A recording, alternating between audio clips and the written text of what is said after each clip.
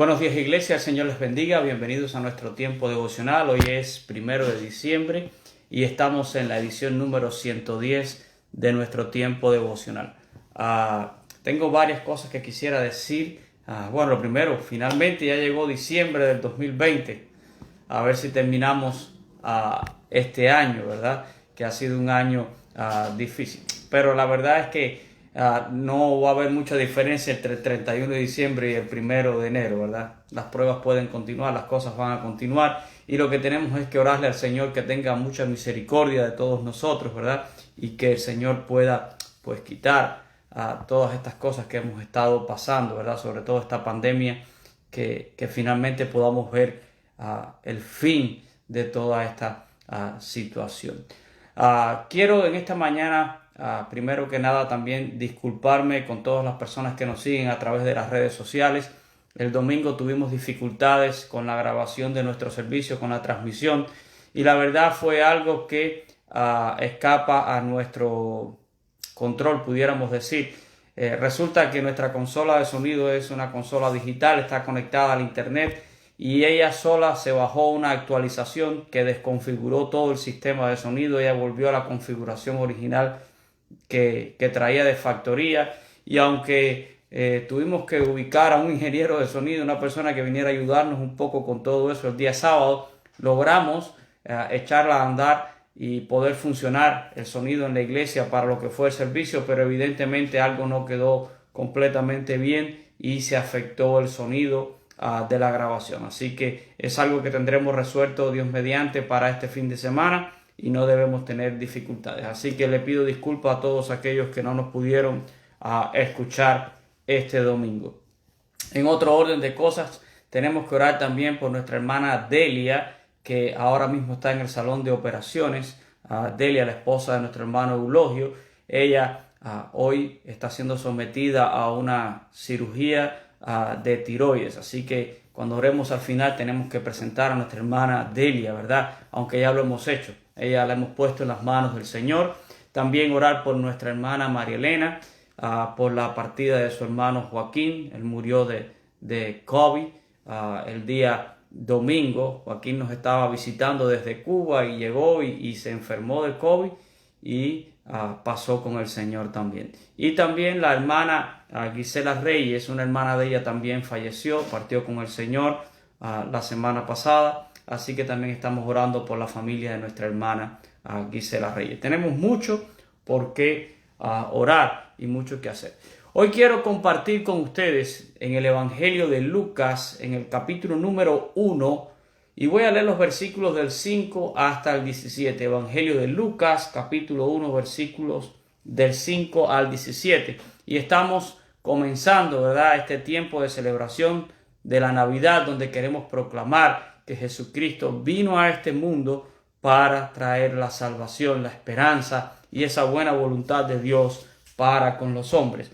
Pero en esta mañana, y voy a tratar de ir llevando un poco la historia en estos tiempos devocionales del mes de diciembre, en esta mañana me gustaría hablar con ustedes un poco acerca del mundo al cual nace Jesús. ¿Cuál era la situación de Judea, verdad, en los tiempos en que el Señor Jesús nació? Vamos a leer la palabra de Dios en esta mañana. Dice allí en el Evangelio de Lucas, capítulo 1, a partir del versículo 5. Dice: hubo en los días de Herodes, rey de Judea, un sacerdote llamado Zacarías, de la clase de Abías. Su mujer era de las hijas de Aarón y se llamaba Elisabet. Ambos eran justos delante de Dios y andaban irreprensiblemente en todos los mandamientos y ordenanzas del Señor. Pero no tenían hijo porque Elisabet era estéril y ambos eran ya de edad avanzada. Aconteció que, ejerciendo Zacarías el sacerdocio delante de Dios según el orden de su clase, conforme a la costumbre del sacerdocio, le tocó en suerte ofrecer el incienso entrando en el santuario del Señor. Y toda la multitud del pueblo estaba fuera orando a la hora del incienso. Y se le apareció un ángel del Señor puesto en pie a la derecha del altar del incienso, y se turbó Zacarías al verles y le sobrecogió temor. Pero el ángel le dijo: Zacarías, no temas, porque tu oración ha sido oída, y tu mujer Elisabet te dará a luz un hijo y llamará su nombre Juan, y tendrás gozo y alegría, y muchos se regocijarán de su nacimiento, porque será grande delante de Dios. No beberá vino ni sidra, y será lleno del Espíritu Santo, aún desde el vientre de su madre, y hará que muchos de los hijos de Israel se conviertan al Señor, Dios de ellos, e irá delante de él con el espíritu y el poder de Elías para hacer volver el corazón de los padres a los hijos y de los rebeldes a la prudencia de los justos, y para preparar al Señor un pueblo bien dispuesto. Así que este es el anuncio, ¿verdad?, que el ángel le hace a Zacarías acerca del nacimiento de Juan. Y para mí este es un momento muy especial porque es un momento donde se rompe el silencio, ¿verdad? El tiempo intertestamentario es el tiempo que transcurre entre los últimos escritos del Antiguo Testamento y el tiempo, ¿verdad?, del nacimiento del Señor Jesús. Y por ese tiempo, pues, no hubo palabra profética, y muchos conocen a este tiempo como los 400 años de silencio. 400 años donde dicen que el Señor no habló. Pero me gustaría pensar un poco en cómo era el ambiente de Judea, cuál era la atmósfera política, religiosa, social de la Palestina en aquellos tiempos, ¿verdad? Y cómo esto cambia significativamente. Mucho de lo que sucede en este tiempo había sido incluso predicho por el profeta Daniel. Si usted revisa en Daniel capítulo 2, 7, 8, 11, usted va a poder encontrar mucho de lo que después sucede, ¿verdad?, en este tiempo. Ahora, Israel estuvo bajo el control del imperio persa desde el 532 a.C. hasta el 332. Y los persas le habían permitido a los judíos practicar su fe, ¿verdad?, su religión, con poca interferencia de parte de ellos. Aún les fue permitido reconstruir y tener otra vez adoración en el templo. Eso usted lo puede ver allí en el segundo libro de Crónicas, capítulo 36, los versículos 22 y 23, y también en el libro de Esdras, capítulo 1, los versículos del 1 al 14. Ahora, este periodo incluye aproximadamente los 100 últimos años del Antiguo Testamento y quizás los 100 primeros años del tiempo intertestamentario, ¿verdad? Estos 400 años.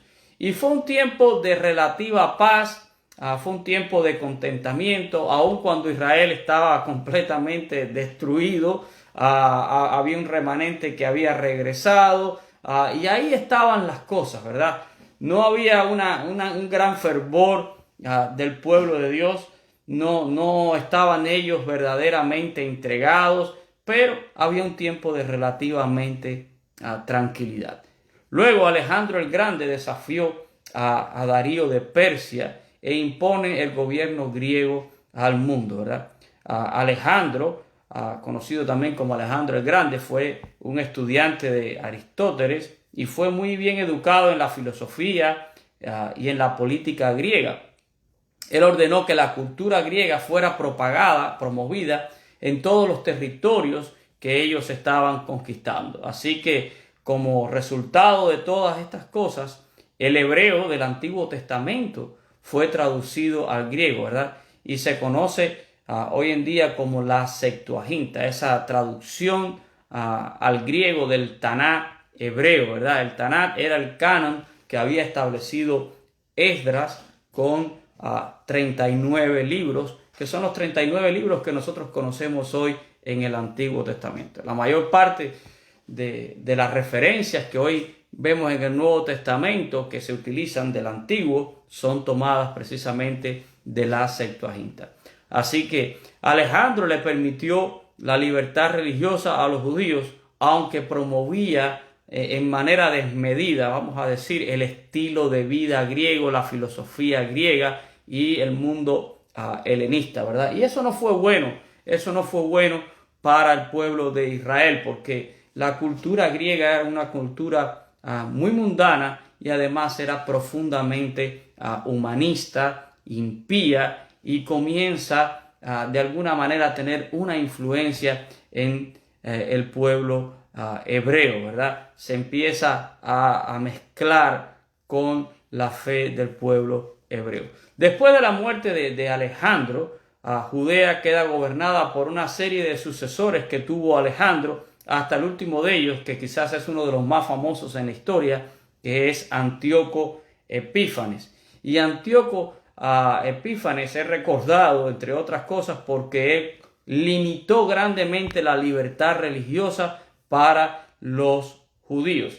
Ya allí por el año 167 antes de Cristo, Antíoco Epífanes quita, ¿verdad? Elimina la línea del sacerdocio judío, que bueno, en este caso era el sacerdocio levítico, y profana, ¿verdad?, el templo, lo contamina sacrificando animales impuros. Y la historia recoge que Antíoco sacrificó un cerdo, un puerco, ¿verdad?, en el altar, contaminando así el templo. Y esto provoca una resistencia de los judíos contra Antíoco, y viene un tiempo de rebelión. Quizás algunos de ustedes han podido leer algún artículo de eso, pero más conocido como la rebelión de los macabeos, ¿verdad? Los macabeos se rebelan, una familia se rebelan, comienzan todo un movimiento contra Antíoco y restauran el linaje sacerdotal, rescatan el templo,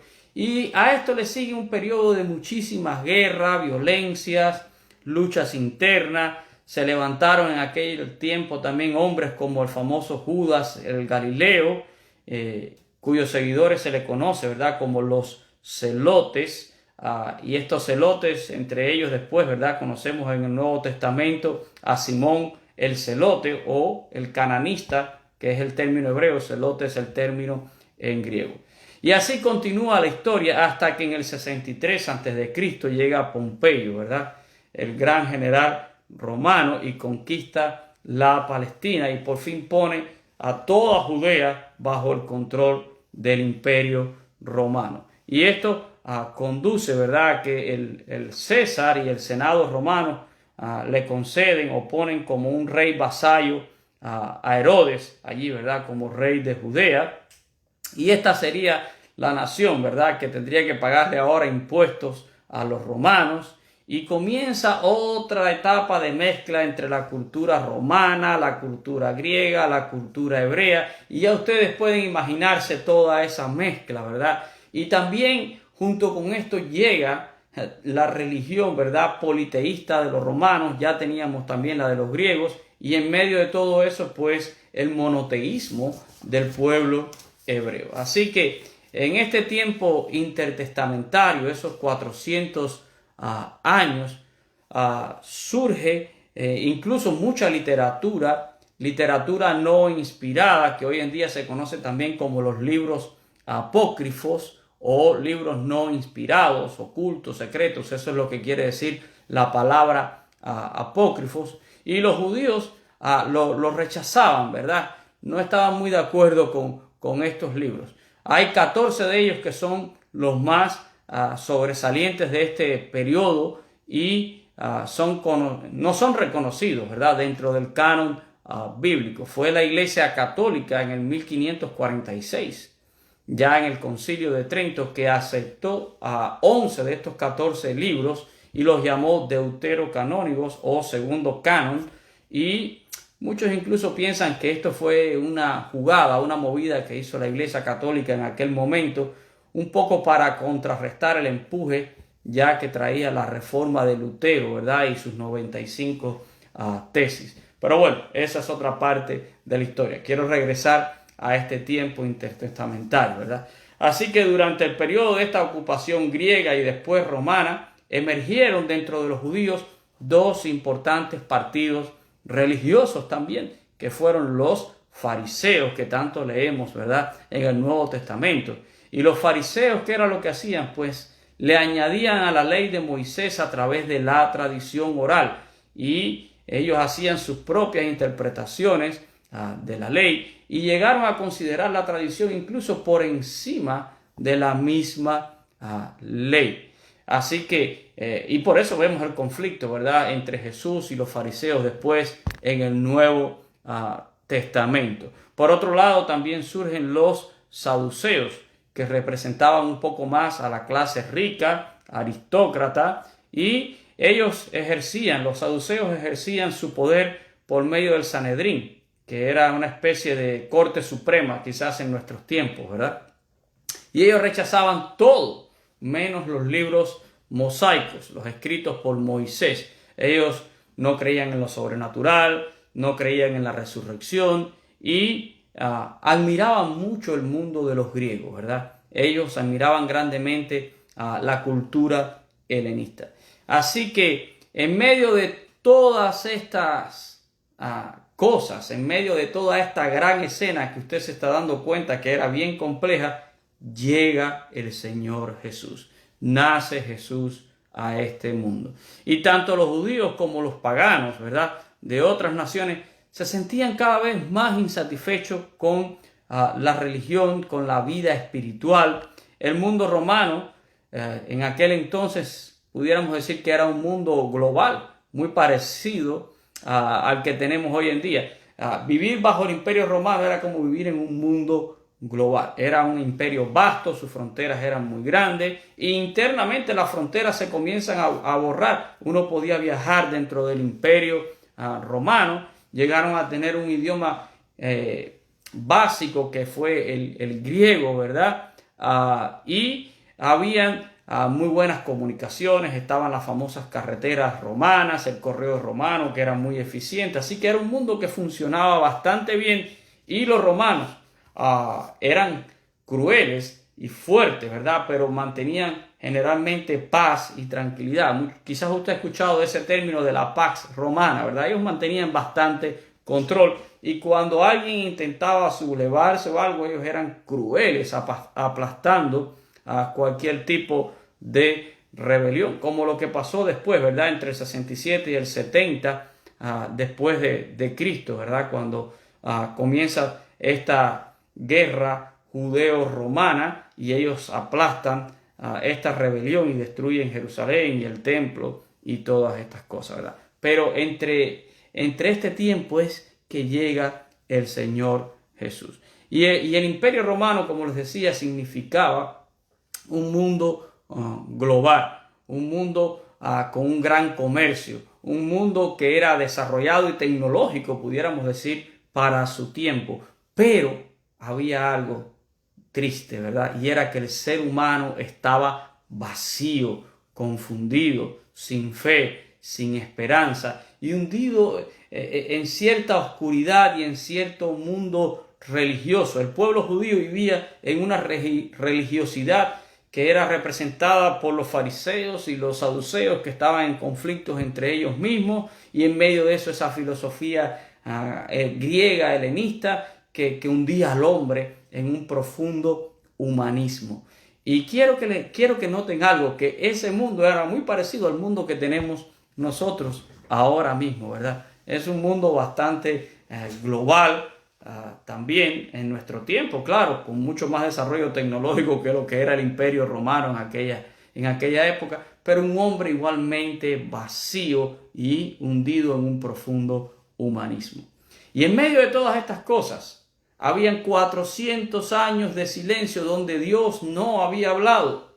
Y es aquí donde Dios rompe ese silencio y comienza a hablar nuevamente. Y de alguna manera ese plan de redención, ese plan de salvación que Dios ha diseñado desde la eternidad, vuelve a ponerse en marcha, ¿verdad? Y Dios habla y lo hace, ¿verdad? Por medio del ángel Gabriel, trayéndole un mensaje a este hombre, a Zacarías.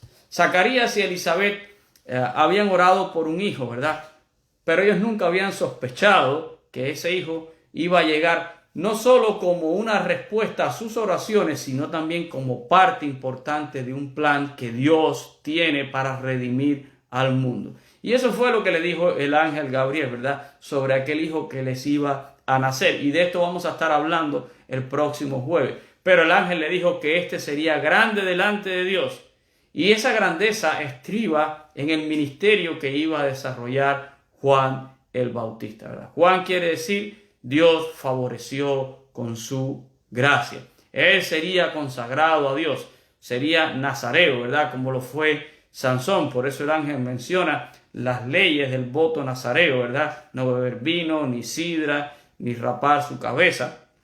y además sería lleno, dice la palabra, del Espíritu Santo aún desde el vientre de su madre. Y su ministerio lograría que muchos de los hijos de Israel se convirtieran de nuevo al Señor. Juan iría delante del Señor Jesús en el Espíritu, dice, y en el poder de Elías, el gran profeta del Antiguo Testamento, el que hizo que el corazón de Israel se volviera a su Señor cuando enfrentó a los falsos profetas de Baal y de Acera allí en el monte Carmelo, una de mis historias favoritas allí en el Antiguo Testamento.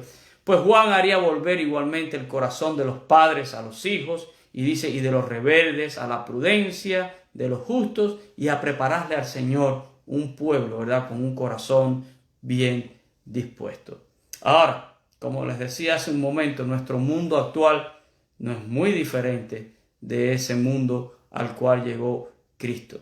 Vivimos en un mundo donde se usa mucho esta palabra globalismo, ¿verdad?, o globalización. Un mundo donde cada día se borran más las fronteras. Un mundo muy desarrollado, ¿verdad?, para su tiempo, pero un mundo donde han proliferado diferentes religiones, diferentes sectas, un mundo donde la mayoría de las personas viven sin esperanza y viven con un gran vacío en su corazón.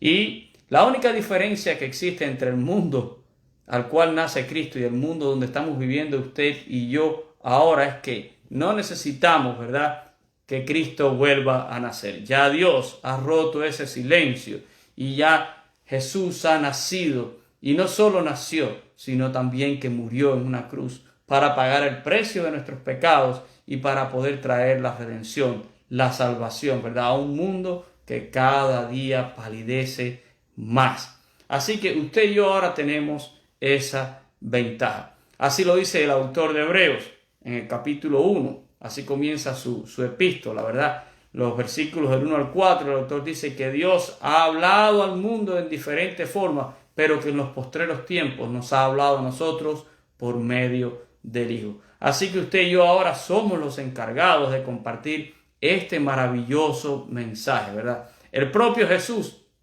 después que resucita, después de haber muerto ahí en la cruz y pagar el precio de nuestros pecados, Él le dio a todos sus discípulos una gran comisión: ir por todo el mundo y predicar el Evangelio, ¿verdad?, enseñándole a todas las personas todas las cosas que Él nos ha mandado hasta el último día de este mundo, cuando Él vuelva, ¿verdad?, por los suyos. Usted y yo tenemos esa gran responsabilidad, y es lo que queremos hacer durante este tiempo de la Navidad. Queremos compartir esta maravillosa historia.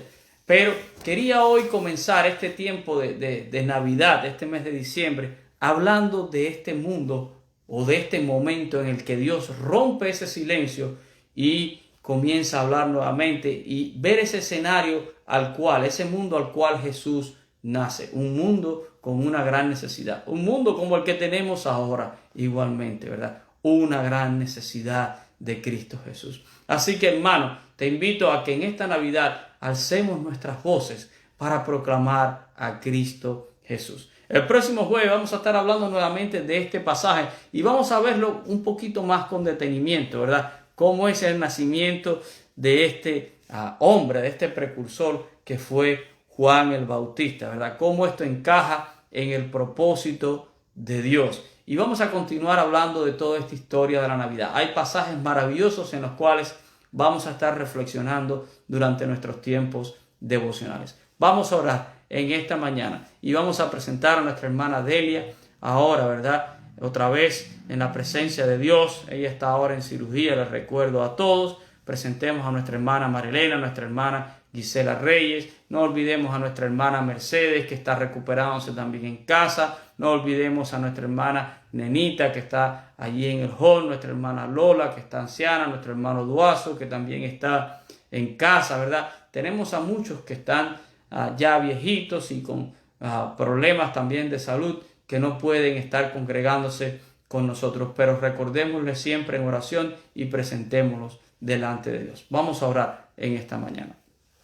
Padre, yo te doy gracias por la oportunidad que tú me das de poder compartir con mis hermanos nuevamente, de poder comenzar de alguna manera este tiempo de proclamación como iglesia, el tiempo donde nosotros celebramos un hecho maravilloso, que tú viniste a este mundo a nacer para traer la redención. Como cantaron aquellos ángeles, Señor, en aquellas colinas allá en Belén de Judea, cuando dijeron: gloria a Dios en las alturas y en la tierra paz y buena voluntad para con los hombres. Cristo es esa buena voluntad tuya manifestada, y Él vino a nacer para después morir en una cruz y pagar el precio que nosotros no podíamos pagar. Ayúdanos a entender, Señor, este mensaje y a podérselo llevar a otras personas durante este tiempo. Señor, por todo lo que hemos compartido en esta mañana, entendemos que hubo un momento, Señor, donde tú rompiste el silencio. 400 años, Señor, sin haber hablado, pero aún así, Señor, tú estabas trabajando, y todo sucede en tu tiempo, porque tú eres el Dios que tiene el control del Cronos y el Kairos, Señor. En ti y en tu tiempo suceden todas las cosas. Y cuando llegó este día, Señor, tú rompiste ese silencio y hablaste a Zacarías allí, Señor, y comenzaste a manifestar tu plan a través de Juan el Bautista, el cual sería el precursor, el cual sería el que comenzaría a acomodar un camino y un pueblo bien dispuesto para la llegada de nuestro Salvador. Ayúdanos, Señor, a explorar este mensaje en este tiempo de Navidad y a poderlo entender mejor y a llevárselo también a otras personas. Señor, yo te ruego en esta mañana de una manera muy especial por mi hermana Delia, que está ahora mismo, Señor, en cirugía. Pon tu mano, Señor, allí sobre los doctores, y como te hemos pedido, Señor, dirige tú este procedimiento y bendícela a ella con salud, Señor. Que ella pueda salir bien. Oramos por Eulogio para que él tenga paz y tranquilidad. Yo estoy seguro que él está allí esperando a que Delia salga de su cirugía, pero, Señor, que todo pueda marchar bien. Te pedimos por ella, Señor. Te pido por mi hermana María Elena y por mi hermana Gisela, que yo sé que están tristes, Señor, porque han perdido ambas, Señor, han perdido un familiar, ambas han perdido un hermano, Señor. Y te ruego, oh Dios, para que tú confortes sus corazones y para que tú les sostengas en medio de esta aflicción, Señor. Oh Dios, no fuimos hechos para morir, y por eso la muerte nos golpea, nos afecta, Señor, y siempre nos lastima. Pero yo oro, oh Dios, para que tú puedas darle fuerza a mis hermanas y para que en la fe ellas encuentren ese recurso que les ayuda a sostenerse, Señor, en tiempos de angustia.